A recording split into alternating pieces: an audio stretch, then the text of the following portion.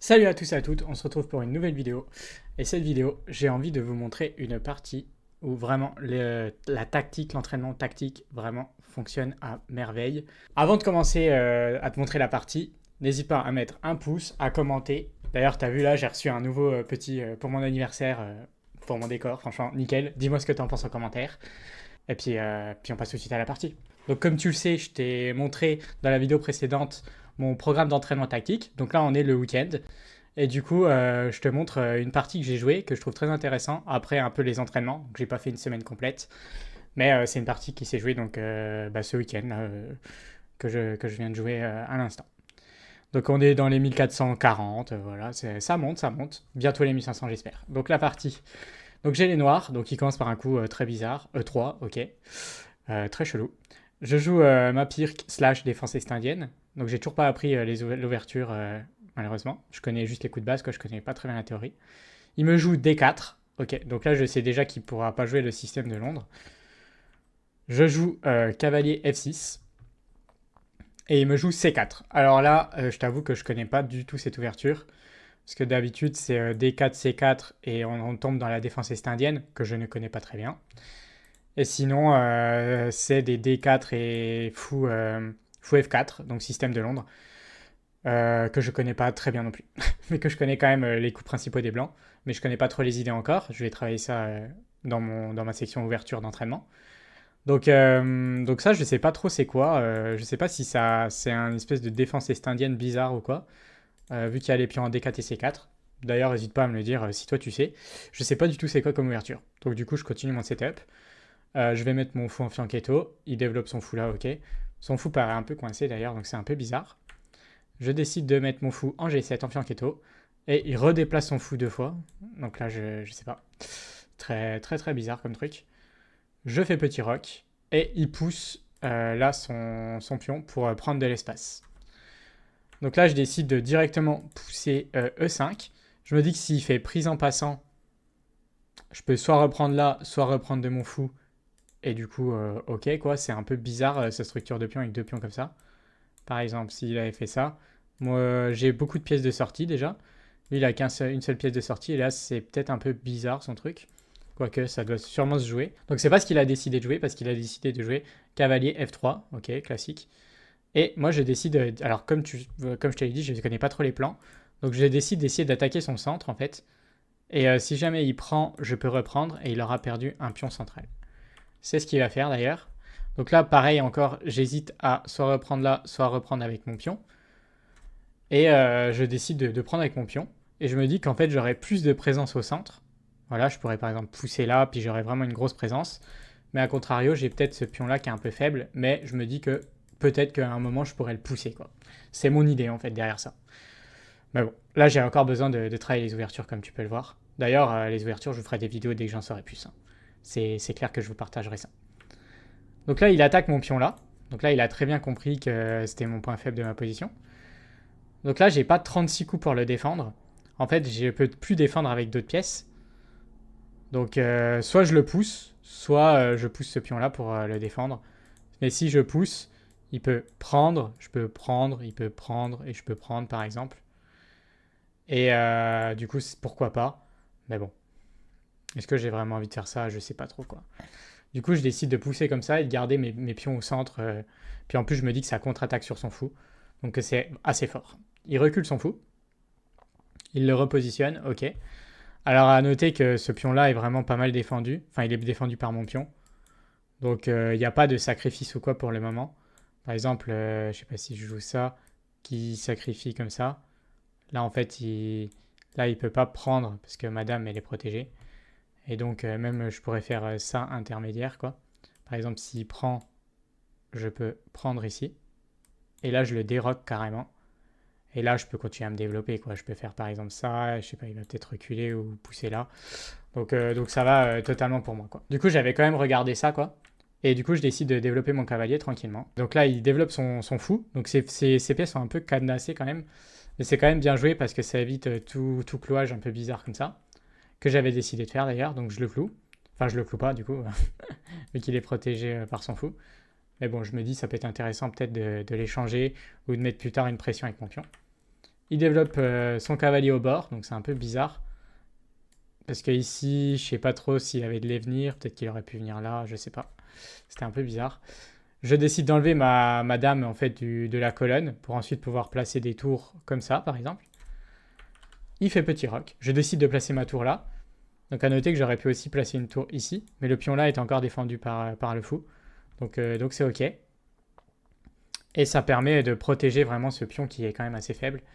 Donc là, il décide de venir là pour attaquer mon pion et ma dame en même temps. Donc il y a ce pion qui va être attaqué 2 fois. Donc là, j'ai pas 36 coups pour défendre. Je dois déplacer ma dame là pour rester au contact du pion. J'aurais pu aussi mettre ma dame ici. Mais j'ai préféré la mettre là parce qu'en fait, elle continue de protéger ce pion ici aussi. Donc je me suis dit que c'était intéressant. C'est intéressant de la mettre là. En vrai, je pense que j'aurais pu la mettre là aussi pour être honnête.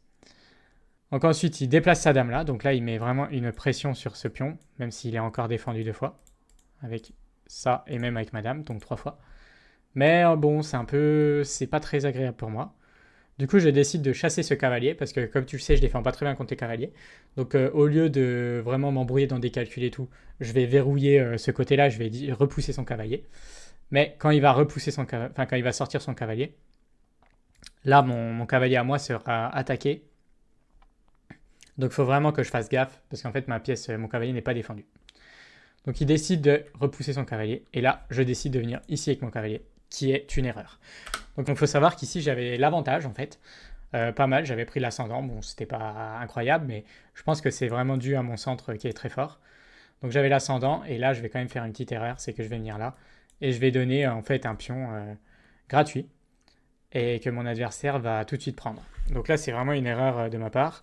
Donc je perds un pion dans l'histoire. C'est pas très grave encore, c'est pas super grave, mais c'est pas trop cool quoi. Donc là, quand j'ai un désavantage matériel, que ce soit un pion, 2 pions ou même une pièce minière des fois, il faut que je sois dynamique, sinon je risque de perdre, quoi. Donc ça peut vraiment être embêtant. Donc là, je décide de lui mettre la pression, parce qu'en fait, son fou ici, il n'est pas protégé. Du coup, si par exemple il recule et il se trompe, bah je peux prendre son fou, mais il avait encore un coup de défense ici pour s'enlever, en fait, protéger son cavalier, et en même temps protéger son fou. Donc c'est, bah voilà, 1400 quand même. Donc il va trouver le coup. Je décide de venir ici pour créer du danger. Parce qu'en fait, là, ce que je vois, c'est que par exemple, s'il prend, je prends, là, ça menace échec et mat ici. Donc là, il faut encore qu'il défende, mais il va affaiblir son roi. D'ailleurs, c'est ce qui se passe dans la partie. Donc là, je t'ai montré ce que j'ai calculé, mais c'est vraiment ce qui se passe dans la partie. Et il joue ce coup-là pour défendre l'échec et mat là. Et là, je continue de menacer ici l'échec et mat. Et en fait, je vais le forcer à affaiblir son roi. Donc là, c'est vraiment, ça commence à être chiant pour lui, je pense. Donc là, ça affaiblit vraiment son roi. Il peut pas revenir non plus ici, parce qu'en fait, là, je contrôle la case. Parce qu'en fait, s'il voudrait revenir avec un cavalier là, pour protéger cette case ici de l'échec et mat, je pense que c'est une des défenses les plus fortes, pour éviter en fait de déstabiliser ses pions devant son roi, quoi. Donc voilà, mais là, il peut pas parce qu'il y a mon pion. Donc du coup, il est obligé, je pense, un peu de pousser. Je vois pas trop quelle autre défense il aurait pu trouver. Donc il décide de pousser. Sauf que là, ça affaiblit quand même son roi. Alors son roi n'est pas dans l'immédiat extrêmement en danger, mais ça commence à l'affaiblir sérieusement, quoi. Donc là, je décide de pousser ce pion pour essayer de créer essayer de casser sa structure, en fait. Donc c'est pas trop mal, je pense. J'avais aussi regardé des idées pour sacrifier là. Je crois que c'est une meilleure. Pour supprimer ce... Voilà, j'avais vu par exemple ça, prise, et pousser là par exemple, prise, et je sais pas, un cavalier là qui commence à déstabiliser, son roi est un peu faible, et peut-être après ramener des tours ou quoi. Mais je me suis dit que c'était pas encore assez direct, et du coup j'avais pas trop envie encore de faire ça. Donc là il décide de... Donc là il décide de déplacer son roi pour éviter des problèmes, hein, tout simplement. Mais là j'avais sûrement une prise là quand même sur échec, je pense que ça aurait pu être intéressant. Prise, puis ensuite ouais, des coups peut-être de sacrifice, prise, et là peut-être des coups de dame ici. Mais je trouvais que ça manquait de pièces pour attaquer. Donc je sais pas si tu vois ce que je veux dire. Par exemple un sacrifice comme ça, ensuite comme ça, et là des coups comme ça pour commencer à attaquer son roi. Mais je trouvais que ça manquait de pièces en fait parce que j'ai que ma dame. Donc bref, c'est pas terrible.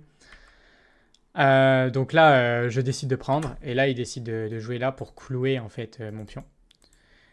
Et là, il y a un coup, d'ailleurs, tu peux chercher si tu veux, le coup que, que j'aurais dû jouer en fait dans cette position. Donc là, ouais, là, tu peux vraiment chercher le coup que j'aurais dû jouer. Il n'est pas facile à trouver, mais en gros, là, mon pion est attaqué 2 fois et défendu qu'une fois. Je vais décider de jouer le fou là pour ajouter de la pression. En fait, il y avait vraiment un coup très très fort. C'était sacrifice du cavalier là, prise. Et là, il y avait tout simplement sacrifice là. Et là, ça commence à devenir vraiment, vraiment dangereux, tu vois. Par exemple, ça, puis là où c'est qu'il va, tu vois, c'est. Là, ça commence à puer vraiment. Parce qu'en fait, j'ai mon pion. Et la tour ne défend plus cette case-là. Donc, ça devient extrêmement dangereux pour lui. Donc, c'est ce qu'il fallait jouer, en fait, hein, tout simplement. Et je ne l'ai pas trouvé. Bon, c'était très dur à trouver, hein. Par exemple, je sais pas si on. Comme ça, tu vois, il y a direct des matelas. S'il vient là, il y a aussi matelas. Voilà. Puis s'il vient ici. Donc, ouais, là, on peut vraiment imaginer des trucs de ce style-là. Ensuite, il va venir là. Et là, on peut déjà faire. Tu vois, il y a des doubles attaques comme ça. Voilà, je pense qu'il y a ça. Puis là, par exemple, un coup comme ça. Pour ramener la tour. Et là, là ça pue. En vrai, c'est craignos, là, pour lui, je pense. Mais c'est trop dur pour moi encore de trouver ce genre de coup. Franchement, c'est très très très compliqué à trouver, je trouve. Donc je décide de jouer ça, donc qui est quand même une erreur. Et là, il prend mon pion du coup. Et là, je vais décider d'enlever ma dame. Donc je peux pas la mettre là parce qu'il y a son cavalier, hein, pour par exemple menacer des attaques sur son pion. Donc je décide de rester là pour rester au contact de mon cavalier. Voilà, puis de mon fou aussi, pourquoi pas. Donc voilà ce que je décide. Là, il décide de jouer le cavalier ici. Et en fait, je repère quoi. Et là, je sais pas comment. Bah, du coup, je crois que l'ordi m'avait dit briller, que c'était un coup, tu sais, les 2 points d'exclamation, là, il y a un coup exceptionnel ou je sais pas quoi, un truc comme ça. C'est que là, je vais regarder en fait le sacrifice. Et je me dis, ouais, là, ça commence à devenir chaud parce qu'en fait, j'ai mon fou maintenant. Et du coup, tu vois, je me dis, waouh. Puis là, son cavalier, il défend plus, quoi. Il défend plus. Là, ça commence à devenir chaud, quoi. J'ai pas besoin de sacrifier mon fou, donc ça veut dire que j'ai mon fou en supplément. Donc là, c'est chaud. Du coup, je sacrifie. Donc en fait, ce que j'ai calculé, c'est que là, il peut quasiment que reprendre. Tu vois, par exemple, je sais pas s'il déplace son roi, même. Ouais, le coup, ce serait peut-être ça le meilleur coup. Mais là, c'est pas évident pour lui quand même, hein, je pense, hein. Là, je me dis que j'ai pas mal de pièces en fait, et que ça vraiment, ça devient intéressant. Je me dis vraiment ça.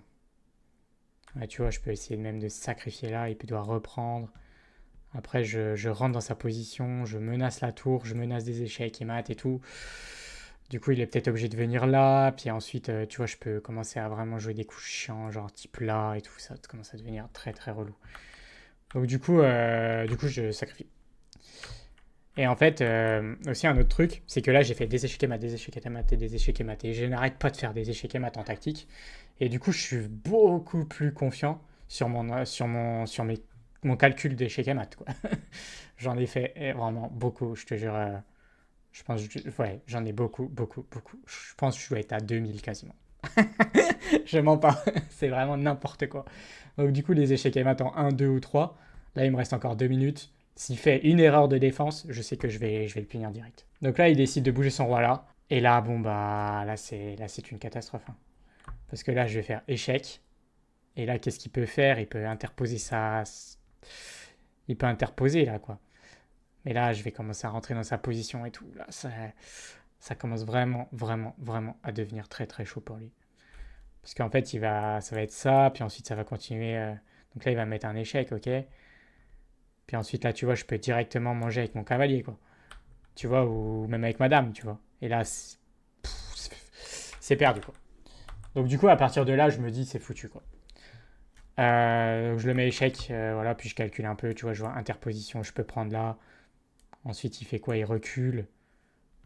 Tu vois, c'est chaud. Je prends là, je sacrifie, il prend, je prends là. Il vient là ensuite, tu vois, je peux venir là. Il vient là et je viens là, il y a échec et mat. Tu vois, j'arrive à tout calculer ça maintenant. Enfin, je sais pas si c'est clair, mais en gros, par exemple, il vient là. Ensuite, il peut venir que là. Là, je peux sacrifier, par exemple. Donc là, il peut encore se déplacer, tu vois. Mais là, je peux venir là, tu vois, il vient là. Puis ensuite, je viens là, et puis c'est échec et mat. Mais il n'a pas joué ça dans la partie. Il a joué directement H2, enfin roi H2, et là, bah là c'est fini, hein. Là, comme je t'ai déjà dit, j'ai fait 50 000 échecs et mat. Donc là, c'est là. S'il vient là, c'est échec et mat. C'est la partie, je crois. Et s'il vient là, et c'est là, échec et mat, quoi. Donc en fait, dans les deux cas, là, il a échec et mat. Il aurait pu aller là aussi, mais il y avait échec et mat aussi. Et là, il peut pas sortir parce qu'en fait, il y a mon cavalier qui contrôle. Voilà. Donc tout ça pour te dire que, ouais, franchement, franchement les tactiques, c'est insane. C'est genre, l'entraînement tactique, c'est vraiment... c'est trop, trop, trop, trop, trop, trop fort. Tu vois, c'est abusé. Et dis-toi que je me suis pas entraîné sur, par exemple, les tactiques un peu moins violentes, quoi. J'ai fait que des échecs et maths avec, tu sais, mon algo d'échecs, là. J'ai pas encore travaillé les prises, j'ai pas encore travaillé les enfilades, les clouages, les menaces, les doubles attaques et tout. J'ai pas travaillé ça. Et ça fait déjà vraiment mal, tu vois. Ça permet de défoncer les parties, en fait. je te le dis clairement. Donc voilà, tout ça pour dire que tu peux, si jamais toi tu veux t'entraîner au coup, moi ce que je te conseille c'est faire des tactiques à mort, tu vois. Ça paraît bête, mais voilà. Je vais bientôt sortir, je pense, une vidéo sur les tactiques aussi des prises, des enfilades et tout ça. J'ai encore besoin de la travailler, tu comprendras. Mais je pense que je vais sortir dans pas trop trop longtemps, à mon avis. Il faut juste que je peaufine. J'espère que cette vidéo elle t'a plu. Et puis sinon, je te dis à la prochaine. Amuse-toi bien. Salut!